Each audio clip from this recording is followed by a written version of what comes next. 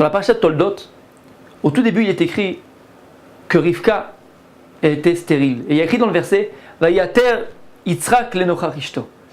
Il y a écrit que Yitzhak Avinu Vayater, il va prier, c'est un signe de prier en présence de sa femme, qui a Kari, parce qu'elle était stérile. Pour qu'Akadosh Baruch Hu, il lui donne une descendance. Pour qu'Akadosh Baruch Hu, il donne Yaakov Avinu. Rashi nous dit, pourquoi dans le verset il y a écrit Vayater? Pourquoi il n'y a pas écrit Vayitpalel pour en général dire prier? On prend le mot, le verbe Vayitpalel, prier. Non, il y a écrit Vayater. Rashi nous dit, Ivtzir virba bitfila. Il a insisté et multiplié les prières. Pourquoi? Pourquoi est-ce que Yitzhak Avinu, pour avoir Yaakov Avinu, il a dû insister et multiplier les prières pour que Dieu lui donne un enfant? Rashi nous apprend quelque chose d'extraordinaire. Parfois dans la vie, lorsque tu demandes à Kadosh Baruch Hu, lorsque tu pries à Kadosh Baruch Hu, et l'attente que tu as, c'est quelque chose d'extraordinaire. Parfois c'est quelque chose de grandiose. Parfois c'est quelque chose d'extraordinaire dans le sens où c'est quelque chose qui va pouvoir changer ta vie. Mais cette chose qui est extraordinaire, elle est peut-être cachée dans un coffre-fort. Elle est bien gardée par Kadosh Baruch Hu. Alors nous, on prie, on demande, on n'est pas exaucé. Ça peut amener le désespoir.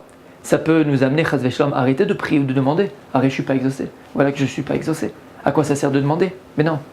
Parce que peut-être que ce que tu demandes, c'est quelque chose de tellement grand, tellement beau, tellement important pour ton existence, qu'Akadosh Baruch Hu, il attend une chose de toi. Il sait, Akadosh Baruch Hu, que s'il te le donne facilement, tu sais que chaque chose facile qui nous arrive, de la même manière qu'elles sont arrivées facilement, elles repartent aussi faciles qu'elles sont arrivées. Par contre, lorsque je fais un effort pour acquérir une chose, lorsque je vais m'investir pour acquérir une chose, je me donne pour acquérir une chose, ces choses elles prennent de la valeur à mes yeux et elles ne me quittent plus. Alors Kadosh Baruch Hu, parfois ce qu'on demande c'est des choses qui sont grandes, des choses qui sont belles, des choses qui sont énormes pour notre existence. Alors Kadosh Baruch Hu, qu'est-ce qu'il fait? Il attend une chose.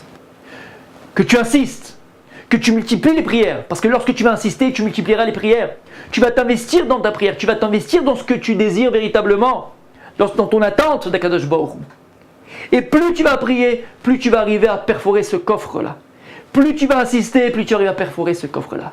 Jusqu'à que tu arrives à trouver la clé et que le coffre il s'ouvre de lui-même. C'est-à-dire qu'Akadosh Baruch Hu vienne, il t'exauce.